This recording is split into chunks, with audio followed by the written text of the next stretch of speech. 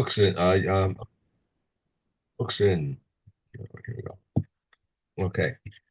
Regarding a pomegranate or a watermelon or a portion of which is rotten, that portion does not combine. If the fruit is complete on either side and rotten on the middle, it does not combine. The pitum of a pomegranate combines, but its nates does not combine. But Eliezer says even the masrik is tahor. All peels contract tuma and convey tuma and combine. Rabbi Yehuda says there are three peels on an onion. The innermost peel, whether it is whole or perforated, combines. The middle peel, if it is whole, combines, but if it is perforated, does not. And the outermost peel is either case is tahor. Regarding one who cuts food in order to cook it, even though he does not complete the cut, it is not a connection. But if he cut it in order to preserve it, in order to overcook it, or to place it on the table, it is considered a connection. If he began to separate the sections, the food which he began to separate is not considered a connection. And regarding walnuts that one braided together, for onions that he bunched together, these are the connection. If he began to take them apart in the case of walnuts or to peel them in the case of onions, it is not a connection. The shells of walnuts and almonds are connection until one crushes them. Okay. An egg, a beta mugulgelis, a soft boiled egg, basically, very soft boiled egg. Um, so now the question that we're asking is about the shell of the soft boiled egg. Obviously, when the whole thing is closed, the shell is a protector, so Right. it'll be counted along in the volume of the egg. I mean, okay, we're normally talking about a kibetza. So if you're talking about like a small egg or whatever a kibetza is like an average egg. So if you took Right. got a small egg here and the shell is going to make a difference, then that could well be it. Okay, so adshe yagos. As soon as he cracks it open it loses its status as a shomer. Why? Because you could basically stick a straw in and suck out Right. the egg. Okay, so it's no longer protecting the egg. Okay, and that at that point, it's not edible. It's not a yad. It's nothing that you that or anything. Or at least it's not. It's certainly not a shomer. Questionable if it's a yad. Um, okay, shluka ad shira says, however, if it's hard boiled, then it remains a protector until it's completely cracked. Until the Right. entire thing is cracked and basically ready to fall, and at which point it's no longer a protector. Etzem sheyesh b'moach. Similarly, you've got a bone that's got marrow inside it. So the marrow part is edible, the bone is not. But chibur ad shira says it's a connector until you get to the point where it can be where it's once the bone has been broken and you can access the marrow without going through the bone, it's no longer a shomer. Rimon she prado. You broke open a rimon. The it's still a chibur. The skin is still a chibur to the flesh, and it's still a shomer because you know what a rimon looks like inside. There are Right. lots of little seeds and it's being held together by that skin. Actually, a kishalav bekane until he starts smacking it with the stick. Now the smacking with the stick breaks it apart, Right. separates the seeds from the peel. At that point, it no longer is a chibur, and it's just a piece of waste. Okay. Kiyotze bo shalal hakovsin. Now, in a similar thing, which is not even to do with food, you've got kovsin, which are launderers. Okay. So the shalal hakovsin, that's the stitches that they put between the different clothing. Right. So in our dry cleaners, you've got the thing that you staple in with the person's Right. name. Um, Now, in old times there were also launderers, and they used to put a stitch through the clothing in order to keep the same clothes from one person together. Okay, but beged tafur b'kilayim. Also, a, um, a garment that has got kilayim, like let's say a linen thread through a woolen garment, is a chibur. Actually, yaschil hatir. All of these things are considered a connection, and if one becomes tameh, then Yeah. then everything else becomes tameh because it's all connected. Actually, yaschil hatir until he starts taking them apart. Right. Once you started taking them apart, even if they're still technically on the same string, you've already shown your intention that they're coming apart, and it's no longer a connection. Okay. Ale Yerakos. The the leaves of vegetables, Yerukim. You're okay. If they are green, mitztarfin, then they join together with the vegetable itself. Ulavanim, but if they've faded to white, so they're not as fresh as they were. Einan mitztarfin, no longer add to the volume of the food. Rabbi Elazar bar Tzadok Omer halavanim mitztarfin bekruv. He says no, the white ones still ply with cabbage. Mipnei shehen ochel, you can still eat them. Ubechazrim, chazrim is chazeret is like a radish, right? It's Harabi, they call it. Rabi, there we go. Okay. Ha'alim, right? The white leaves do join. Mipnei shehen meshamrim es ha'ochel, because they still protect the food. Yeah. Ein halacha karabi Elazar bin Tzadok. Okay, Mishna Ches, Ale Betzalim, the leaves of onions, right? The green leaves that are coming out the top of the onions, or Ubenei Betzalim, or the offshoots of the onions. Im yesh bahen rir, which is rir is a liquid that comes out from between from inside the onion. Okay, how do they translate rir for you? They say stalks of onions if they contain sap. Sap. There we go. Mm-hmm. Mishta'arin b'kamos shehen. So if the leaves themselves, if the leaves have got sap inside them, mishta'arin b'kamos shehen. So the first of all, they're considered as part of the onion, and second of all, you measure the volume as they are. Now that you know those leaves are kind of hollow. I never. Okay, so Yeah. how do you measure them? Do you have to squeeze them down because that gap, there's an air gap in the middle. So do you squish them down to measure the volume, or do you leave them the way they are? And we're saying that if they've got sap, then you measure them without squishing them. Im yesh behin chalal, mema'eches chalalan. But if they are dry and they're empty inside, then you crush them down if you want to measure the volume. Okay, pas sfoganis. If you've got spongy bread, mishtaris bekamos shehi, you still measure its volume the way it is. You don't squeeze it down into a smaller clump in order to measure how much volume it is. Im yesh b'chalal. However, if there are actually big air gaps, then you do crush down uh, the halal. Now, what's the dividing line between is it just a very fluffy bread and air gaps in bread? I don't know exactly how to draw the line, but I think you know it when you see it, right? You've seen Uh, bread that, like normal bread has got little dots all over it from where right. it gets folded and it's risen. However, but sometimes you get a big air gap inside it, and that is not counted in the volume. Okay. Basar ha'egel shenispach. Okay. Similarly, flesh from a calf that got inflated. Became wet and swelled. Ubasar zakena shenismait, or an old flesh of an older animal that shrank down. Mishtarin b'kamos shehen. You measure them as they are. Don't start doing any. You can say, oh, it used to be this size, and now therefore we're going to keep it at that size. Whether it's the kula or the chumrah, you look at them exactly as they are. Okay, that's it for today. Okay.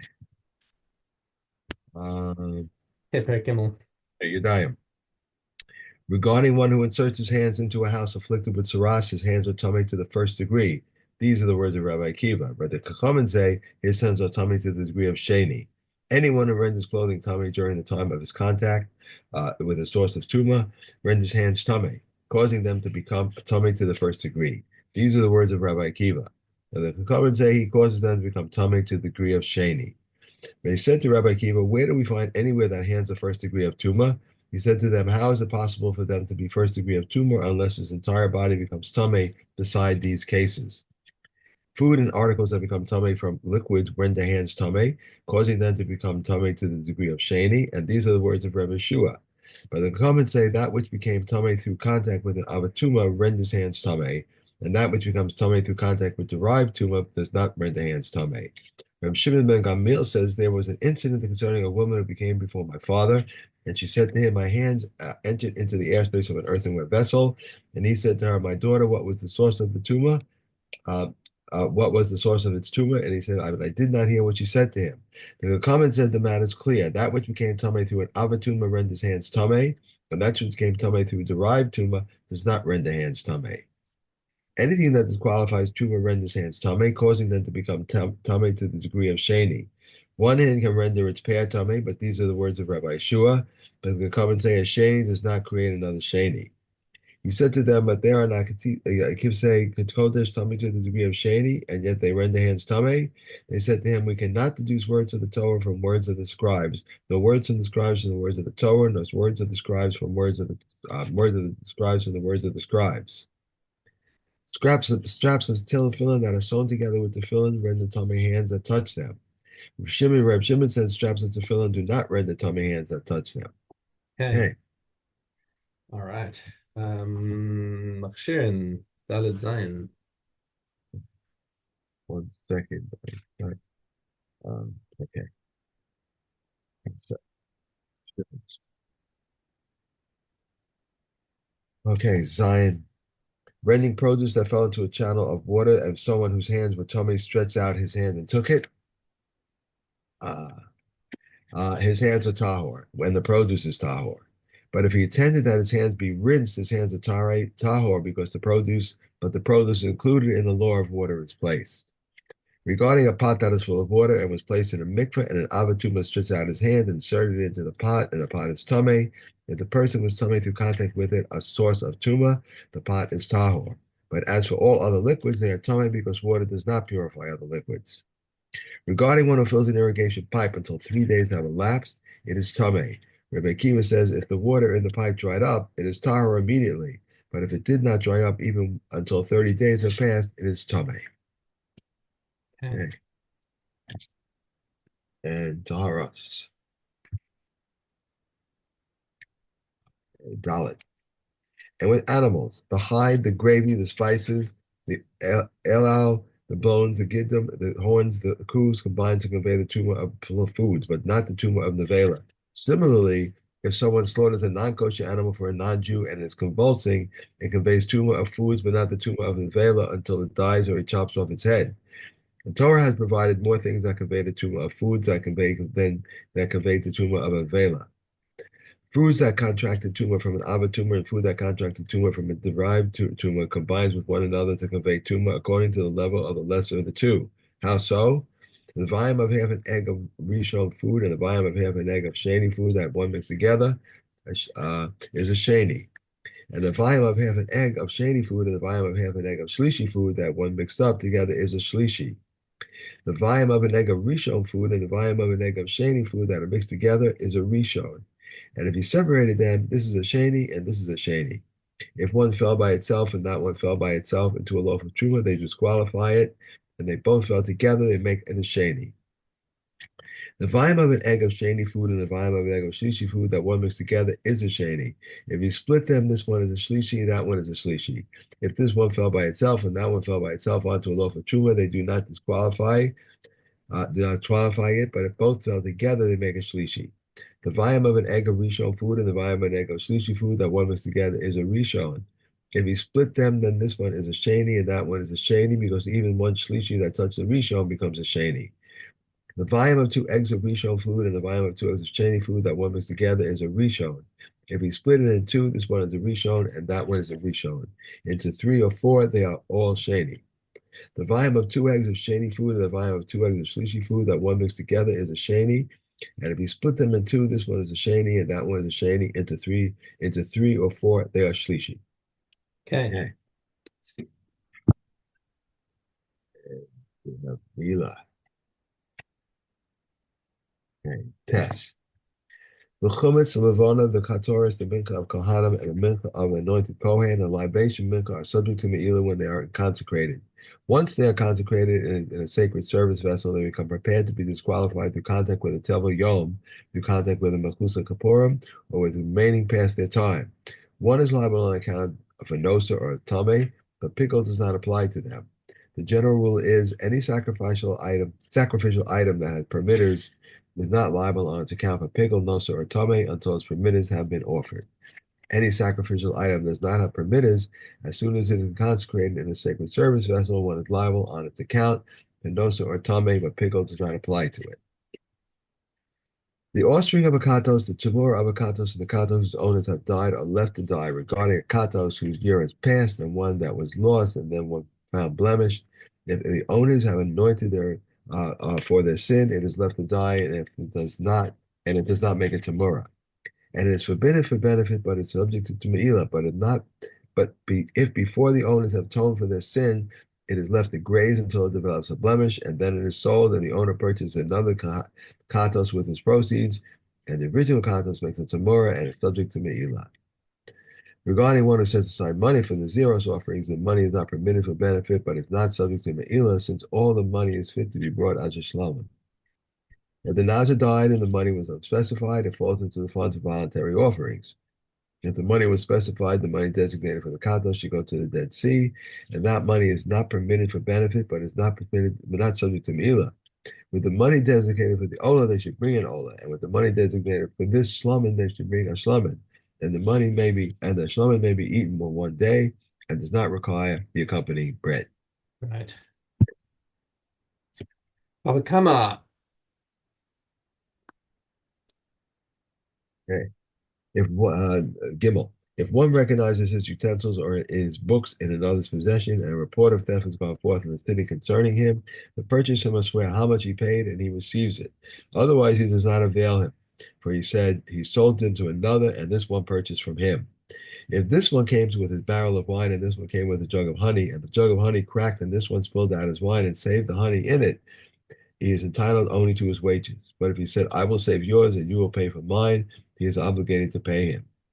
A river swept away his donkey and another's donkey, his being worth 100 zuz and the other's 200 zuz. He left his and saved the others. He is entitled only to his wage. But if he said to him, I will save yours and you will pay me for mine, he is obligated to pay him. If one who robs another of the field and tyrants take it, if it is a plague of the province, he may say to him, here is your property before you, but if it because of the robber, he must provide him with another field. If a river inundated it, he may say to him, here is your property before you. Okay. And we have a sachem. Sachem. Okay. 6, 7, 8, okay.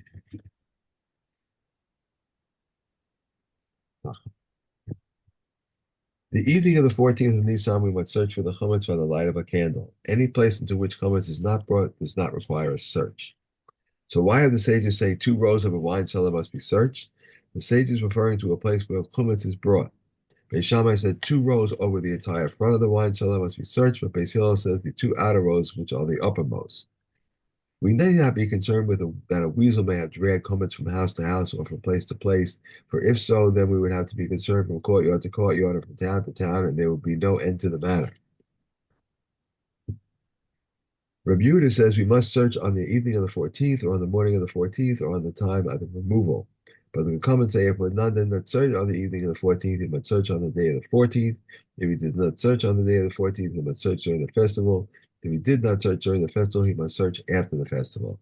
That which he leaves over, he should place in hiding, so that is not necessary to be searched for it again.